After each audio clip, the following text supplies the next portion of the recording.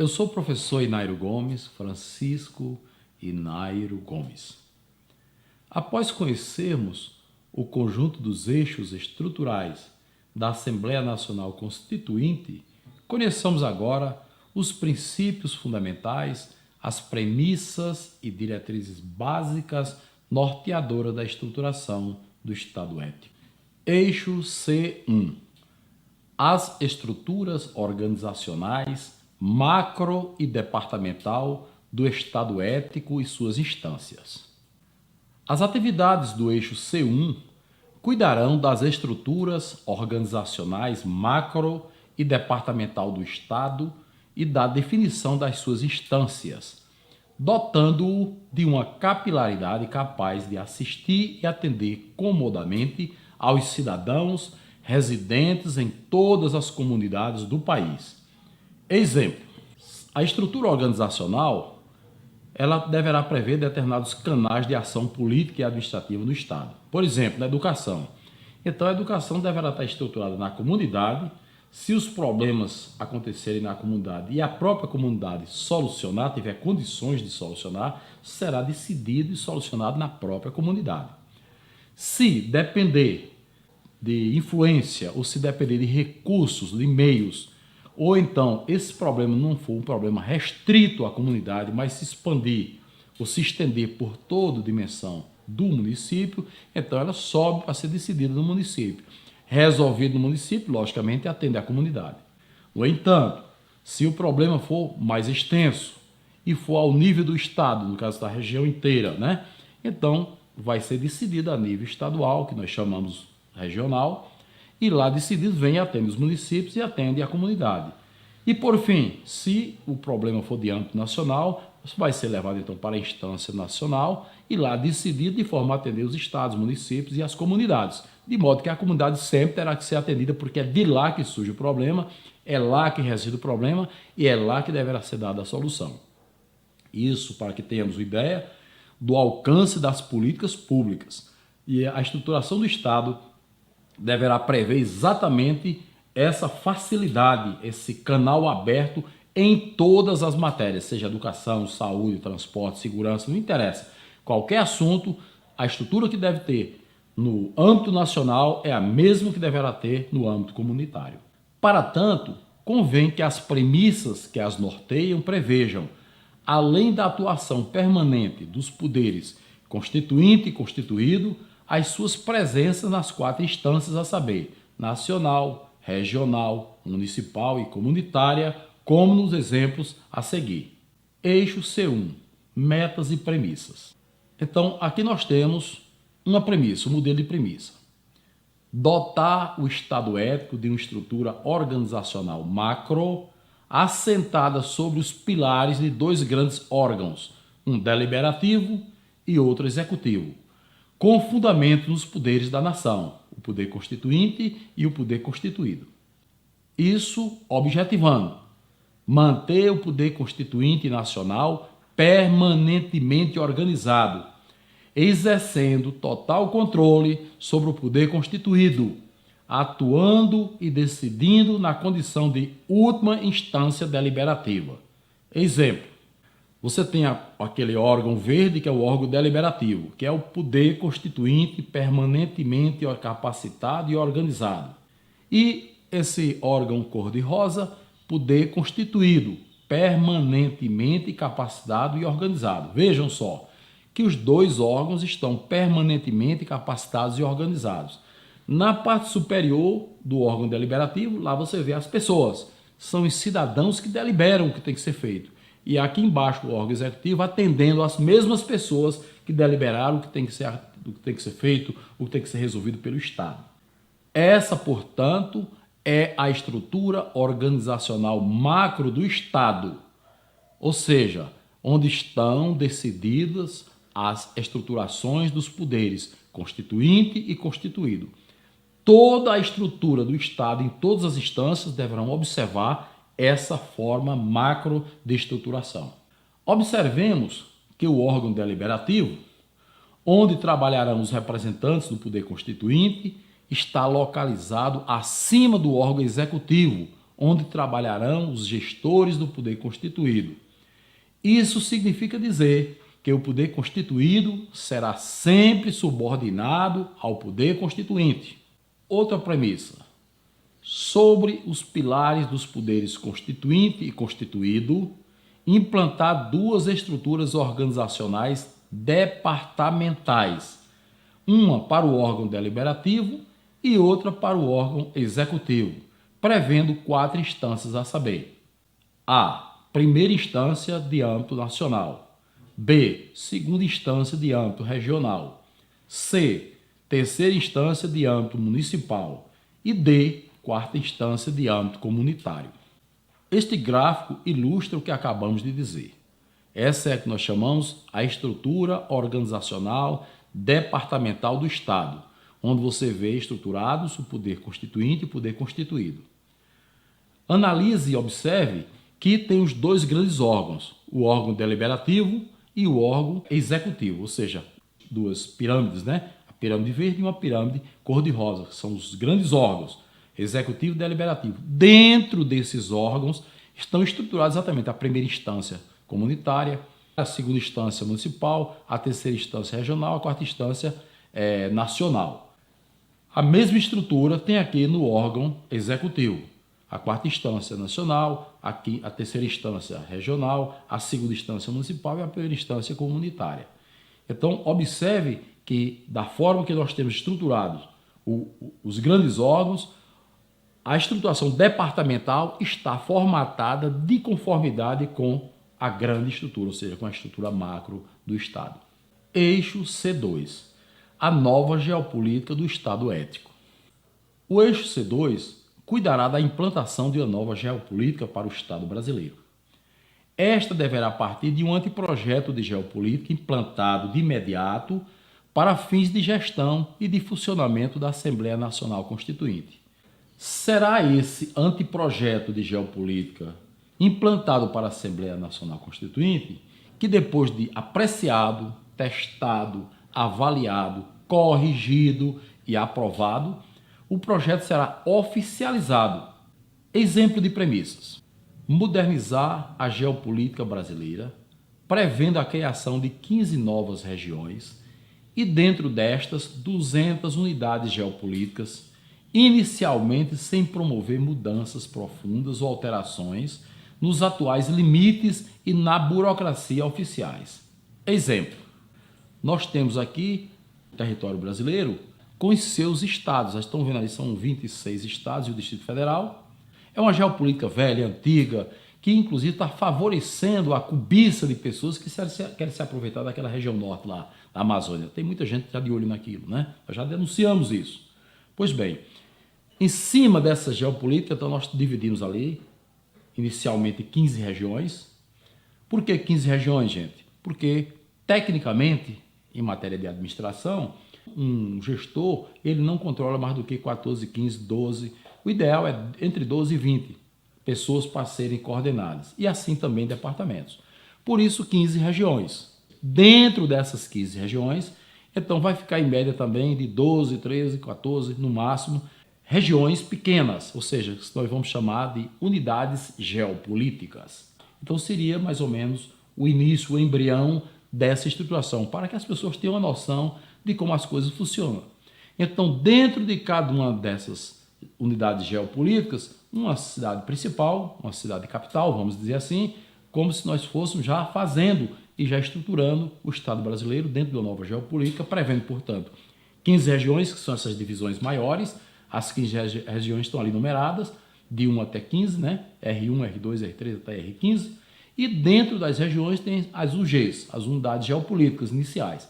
A Assembleia Nacional Constituinte adotará inicialmente essa geopolítica para fins de trabalho de organização. E, logicamente, com o passar do tempo, ela vai sendo aprimorada dentro da própria Constituinte e, no final, a Constituinte vai dizer, tá boa essa estruturação, passará a ser essa definitiva. Não é obrigado a ser essa, poderá ser outra completamente diferente, isso a critério da Assembleia Nacional Constituinte no andar dos trabalhos, no andamento dos trabalhos. Muito bem. Essa, na verdade, é o projeto de uma nova geopolítica para o Brasil. Outra premissa: construir 200 novas cidades no padrão Brasília ou superior, para serem capitais localizadas no centro de cada uma das novas unidades geopolíticas que nós acabamos de falar. Isso, cidades modernas e suficientes para abrigar inicialmente e confortavelmente no mínimo 500 mil e no máximo 1 milhão de habitantes. Ou seja, seriam cidades planejadas para atender a essa demanda. Nós estamos com um déficit habitacional imenso. As nossas cidades estão inchadas, cheias de periferias, palafitas, mansardas, tugúrios, feitas aí ao abandono. A sociedade está abandonada, muito embora rica e tendo condições de morar em cidade moderna, em apartamentos de luxo ou em casas de luxo, está morando em favelas, em palafitas, etc., porque o seu dinheiro está sendo roubado. Eu já falei, está sendo roubado. Mas a Assembleia Nacional Constituinte vem resolver essa questão. Então, esse projeto de construção dessas cidades é para abrigar as pessoas que precisam de suas casas, de suas riquezas de volta, tá? Então, esse projeto, essa premissa de construir essas 200 cidades é também para desintoxicar os grandes centros, para resolver a questão da poluição, para resolver a questão ambiental, para acabar de uma vez por todas o déficit habitacional, para ocupar de maneira ordenada o território nacional, para ver a questão das vocações regionais e, enfim, a partir daí começar a desencadear uma nova forma de vida dentro do nosso país. Para termos paz, nós precisamos de paz. Essa nova estrutura organizacional e essa nova geopolítica para o Estado, ela vem exatamente mostrar uma perspectiva nova, uma forma diferente de ver o Brasil do terceiro milênio. E darmos, inclusive, exemplo para o mundo, tá? É isso que nós precisamos fazer aqui no Brasil. A ideia de uma nova geopolítica para o Brasil, como já falamos, tem por principais objetivos. Primeiro, descentralização da autoridade, objetivando o aprofundamento da demarquia, que é a verdadeira democracia, o que implica na participação popular ou participação de todas as pessoas em todas as ações e decisões governamentais.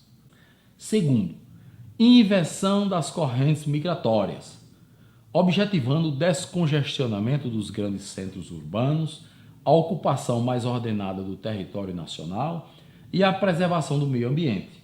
Com isso, a população ganha a opção de retornar ao seu habitat natural. Muito bem. Hoje, por exemplo, construíram Brasília. Muito bonita, muito organizada, etc., e, logicamente, muitas pessoas foram incentivadas a ir para cá com melhores condições de vida, com melhores salários, etc.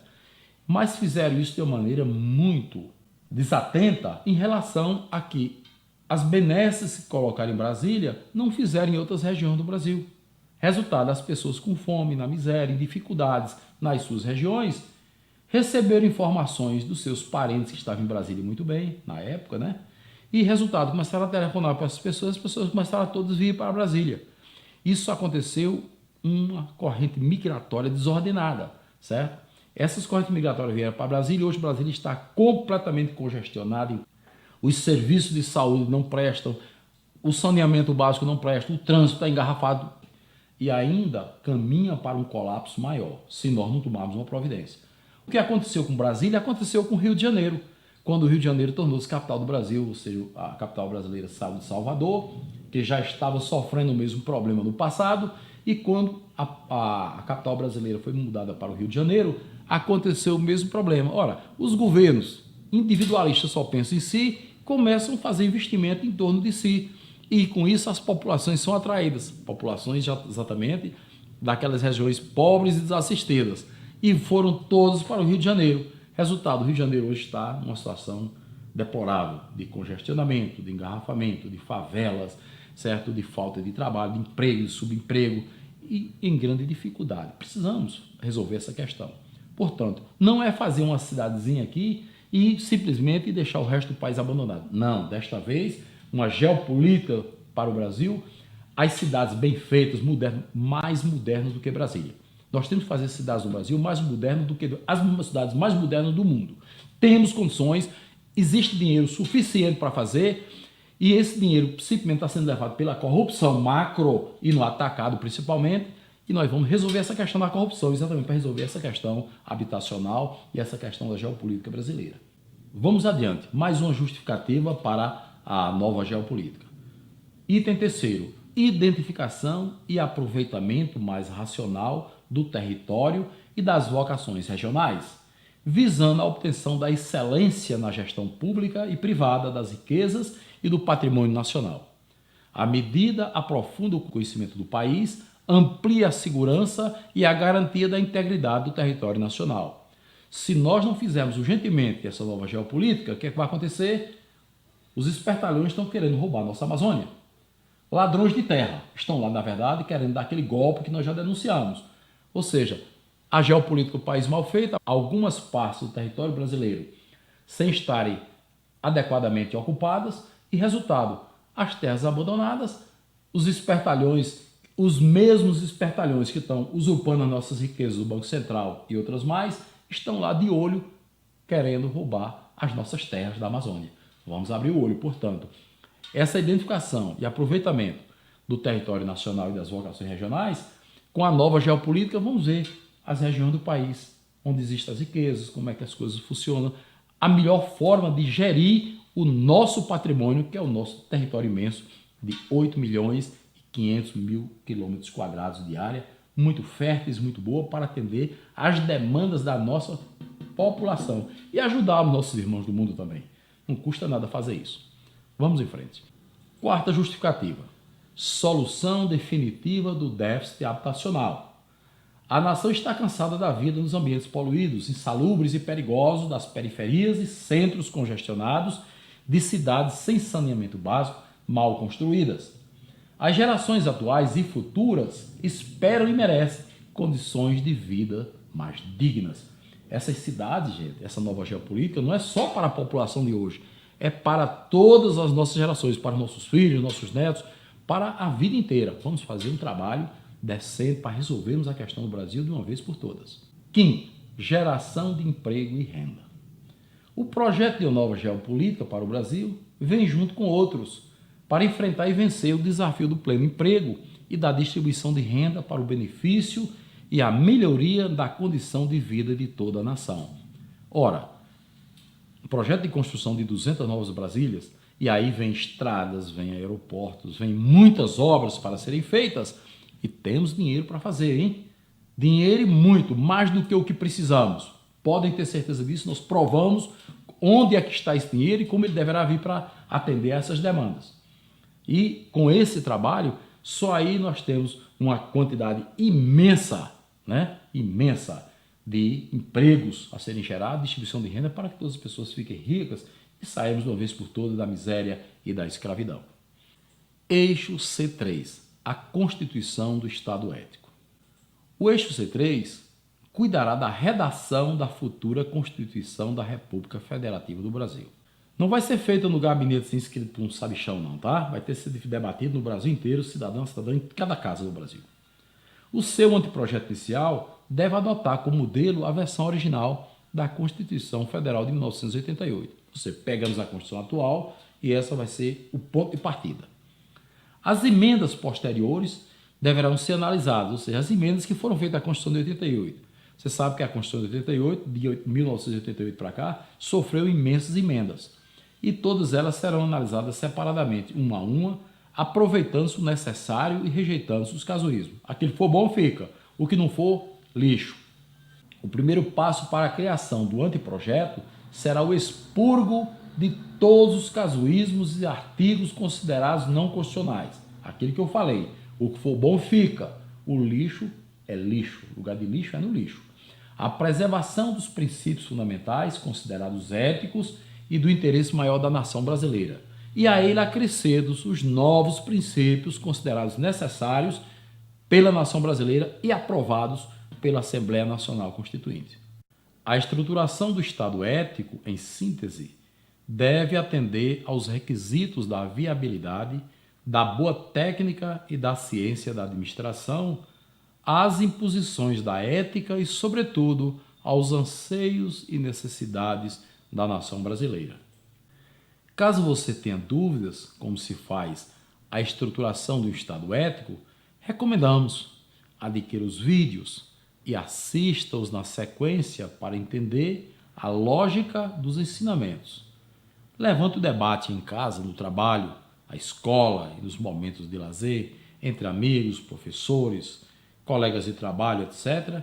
E, gente, vamos à demarquia, vamos à festa.